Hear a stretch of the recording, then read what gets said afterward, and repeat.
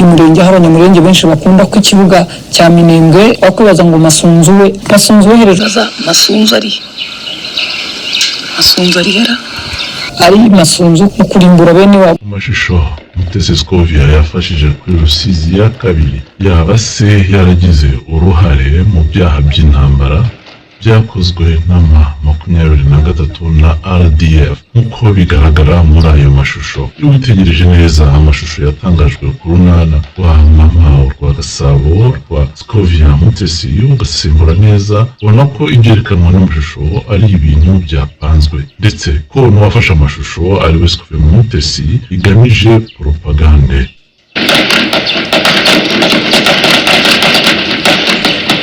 Bitangira amasasu avuga ariko abasirikare ba RDF na Ma 23 bahagaze bemye nta kunyeganyega cyangwa kwitsimba bimwe bita gufata cover.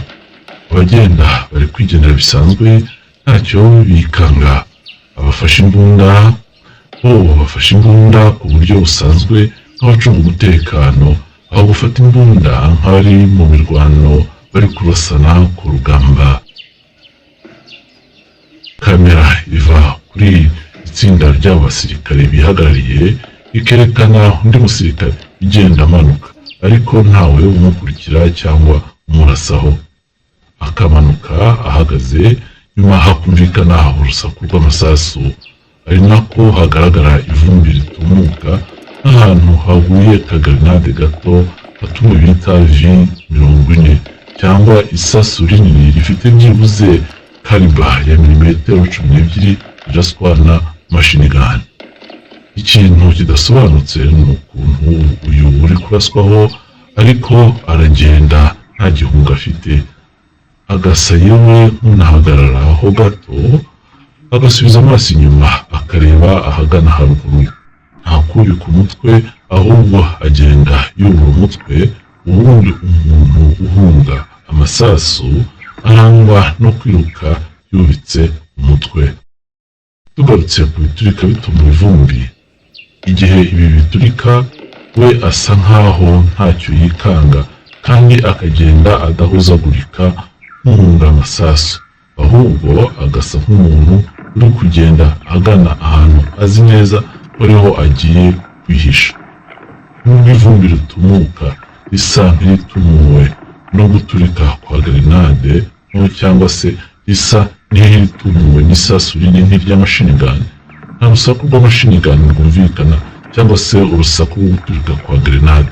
Humvikana urusaku rw'imbunda ntoya nka AK-47 cyangwa imwe bita Kalashnikov.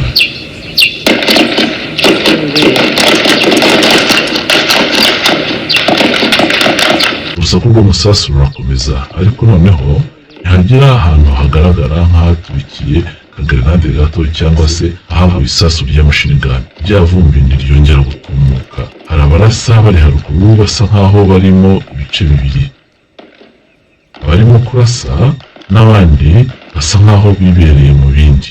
Harimo abasa nkaho batunga intoki ariko bafashe imbunda zireba hasi, aho kuzitunga aho umwanzi ahari nk'abari kurwana nawe cyangwa se kumurasaho.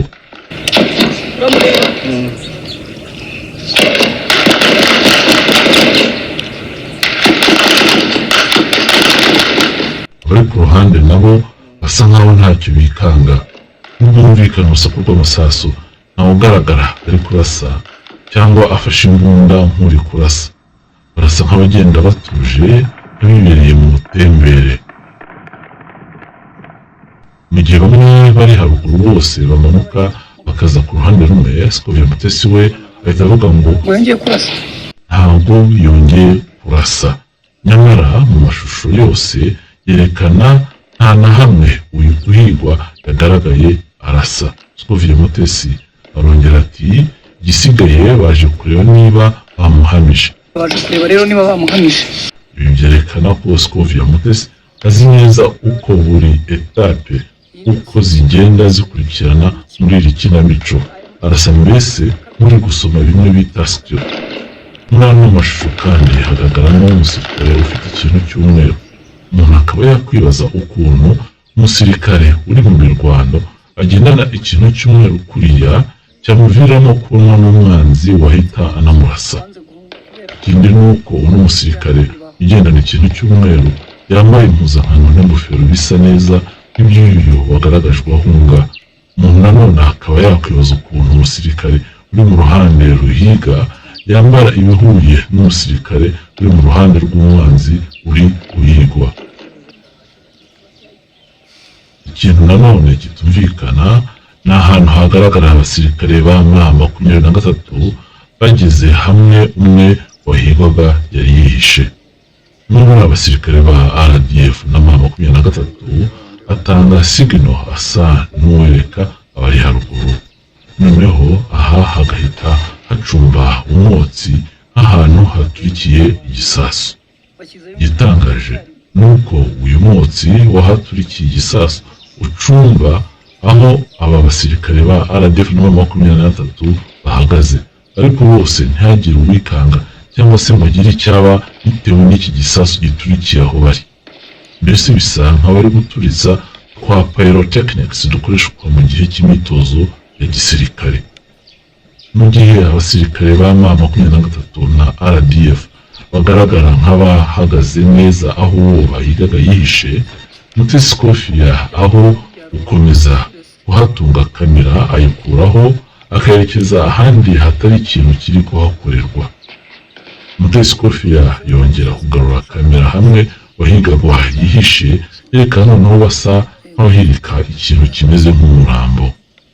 Bigaragara ko Mutesi Scofiya yerekeje kamera hirya mu rwego rwo kurangaza abarebyi, mu gihe abandi bo bari gutegura scene y'ikinamico yo kwerekana igisa nk'umurambo gitembagazwa, ariko ntiberekana aho umurambo bawusosoroye bawukura aho warasiwe. Ariko hari aho bigera Mutesi Scofiya na RDF na M23 bakinyuramo muri iri kinamico ryabo, na Mutesi Scofiya akabyivugira ngo ko basaka bahagaze batuje nkaho nta ntambara iri haruguru yabo, barasa nk'ibiruka. Ni gute haba hakiri kurasana basirikare bakihagarara nkaho ntacyo bikanga? Ikindi cyerekana ko iri ari ikinamico nuko abasirikare ba M23 na RDF bashinga imbunda bakarasa ahantu baberekeye iruhande rw'u Rwanda, mu gihe umwe aba ari kurasa abandi bo baba bihagarariye bisanzwe basa nkaho rwose ntacyo bikanga. Aha nanone wakwibaza ukuntu abasirikare babonye umwanzi bakanamurasaho, abandi bamuri iruhande bo biturije nkaho bibwira ko umwanzi bari kurasa we atabasubiza. Nyuma kandi abasirikare ba RDF na M23 basubira ruguru iyo bavuye batabanje no kujya kureba niba aho barasaga hari abahaguye. Mu gihe bari kuzamuka, Scofiya Mutesi akomeza bazamuka. Masunzu ari hera. Iki kinamico rero igamije propagande. Niba byarahitanye uriya musirikare, Scofiya Mutesi yaba afite uruhare mu bufatanyacyaha bwo gukora ibyaha by'intambara. Ikigaragara ni uko umuntu ashobora kwibwira ko uriya wagaragaye ahunga ari uwo bashutse kwiruka ngo acike bakamuha imbunda itarimo amasasu. Bimwe bya polisi ya hano mu Rwanda irasa mu cyico ngo abagerageje guhunga cyangwa bayirwanyije bambaye amapingu. Ikindi gishoboka ni uko uriya wagaragaye ahunga nawe ari mu bari gukina iri kinamico, cyane cyane ko mu bamuhigaga twabonyemo abambaye impuzankano zisa n'ize. Aha rero Mutesi Scofiya yaba nta ruhare yagize mu byaha by'intambara, akaba gusa ari muri propaganda y'intambara yifashisha ikinamico. Bimwe mu bindi bihamya ko yari propagande ni uko byabereye aho imbibi z'ibihugu byombi zegeranye zicamo uruzi rwa Rusizi. Mu gihe iri kinamico ryakinirwa kuri Rusizi ya kabiri, Scofiya Mutesi niwe munyamakuru wenyine wari uhari, yewe nta n'undi muntu wemerewe kuhagera ngo ndayifatire kuri kamera ye ya telefone. Muri iri kinamico kandi Mutesi Scofiya yerekanye ngo igisasu cyahanuwe na RDF ngo cyari gitewe na FARDC igambiriye guhamya inzu yo ku mupaka ku ruhande rw'u Rwanda. Mutesi Scovia yerekanye ngo aho icyo gisasu cyaguye mu ntabire, gusa aho icyo gisasu cyaguye nta n'agataka kahacukutse ngo kave mu mwanya wako, yewe n'ikimera kihegereye nticyacitse n'akababi, kandi ngo harashwe igisasu kimwe gusa. Uko bigaragara rero iki gisasu Mutesi Scovia avuga kimeze nk'ikintu baje bakahatereka. Ikindi gihamya ni uko mu gihe humvikanaga amasasu, Mutesi Scovia we yakomeje kuvugana umutuzo n'utikanga isasu. Tuvuga ngo reka tuze turebe kuri Rusizi ya kabiri, barazamutse basubiye mu usesenguye rero ukabona neza ibyo Mutesi Scovia yakomeje kugenda yitsisizaho, uvumbura ko iri kinamico ryakenewe mu rwego rwa propagande igenewe abanyamurenge. Muri iyi video Mutesi Scovia avugamo ko abavuka muri ibi bice ari bonyine bari kurwana, abavuka ahandi bigendeye barimo abarundi. Aha Mutesi Scovia arasa kwitsiratsiza ku banyamurenge ko ari bo bonyine bari gupfa muri iyi ntambara. Mutesi Scovia akanerekana ko abanyamurenge bazicwa nk'uriya musirikare wari uri guhunga nibakomeza kurwanya ko Kagame akomeza gushoza intambara muri Congo. Mutesi Scovia arageraho akera noneho akavuga abanyamurenge inshuro ebyiri muri iyi video, akanashimangira noneho yikuma General Patrick Masunzu inshuro 5 zose muri iyi video. Ibi byo kwikuma abanyamurenge bikaba ari uruhererekane rw'iyozabwonko Mutesi Scovia amaze iminsi ahimbanamo kuva aho General Patrick Masunzu agira umuyobozi w'ingabo muri Kivu. Ibi Scovia Mutesi yakoze nka propagande yagenewe abanyamurenge bihurirana kandi nuko hari ibindi binyamakuru bibogamiye ku ngoma ya Kagame nabyo byakuriye rimwe propagande nk'iyi yagenewe abanyamurenge. BTN TV yerekana umugore uvuga ko ari umunyamurenge ahobera RDF na M23 ku mupaka wa Rusizi ya mbere, kandi agahabwa microphone agatuka General Patrick Masunzu, kandi ubwo niko no kumuruganya mpuro zikurana n'ingoma ya Kagame hari gucicikana inkuru z'uko abanyamurenge bibasiwe i Bujumbura. Bikaba biri gukorwa mu rwego rwo kubiba inzangano hagati y'abanyamurenge n'abarundi maze iminsi batahiriza umugozi umwe mu kurwanya abahungabanyiriza umutekano bakorana na Kagame. Mu rwego rwo guca igikuba kandi mu banyamurenge, imbuga nyampuro zikurana n'ingoma ya Kagame ziri kwerekana n'umupolisi w'umunyamurenge wiciwe Uvira.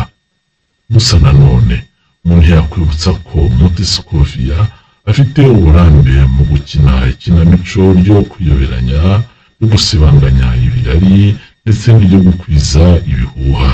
Uretse nk'ibi bizwi byo gukina ikinamico ryo kwigira umunyamakuru, Mutesi Scovia yanagaragaye mu ikinamico yo gucuruza imyenda muri ka Kigali mu gitaramo cya Cyusa.